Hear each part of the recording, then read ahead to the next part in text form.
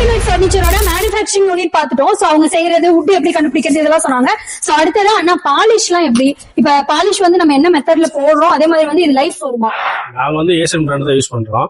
மற்ற பாத்தீங்கன்னாக்கா மரம் வந்து கலர் சேஞ்ச் பண்றோம், அதெல்லாம் பண்ண மாட்டோம். கஸ்டமருக்கு என்ன மாடல் கேக்குறாங்க, வால்நட், லைட் வால்நட், எந்த கலர் கேட்டாலுமே பாலிஷ் பண்ணுவோம், அது மாதிரி அரேஞ்ச் பண்ணி கொடுப்போம்.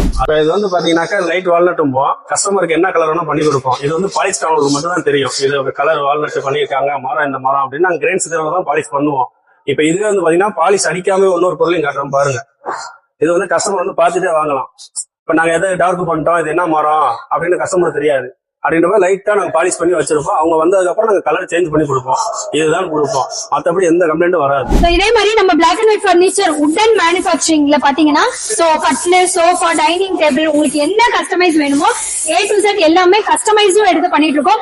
சோ உங்களுக்கு பிடிச்ச மாடல்ல பிடிச்ச மரத்துல உங்களுக்கு வேணுங்கிற டிசைன்ல கார்விங் ஒர்க்ஸும் போட்டு நம்ம பண்ணிட்டு இருக்கோம். சோ வேணும் அப்படின்னு நினைக்கிறவங்க நம்ம பிளாக் அண்ட் ஒயிட் பர்னிச்சரை கான்டாக்ட் பண்ணி உங்களுக்கு தேவையான பர்னிச்சரை செஞ்சுக்கலாம்.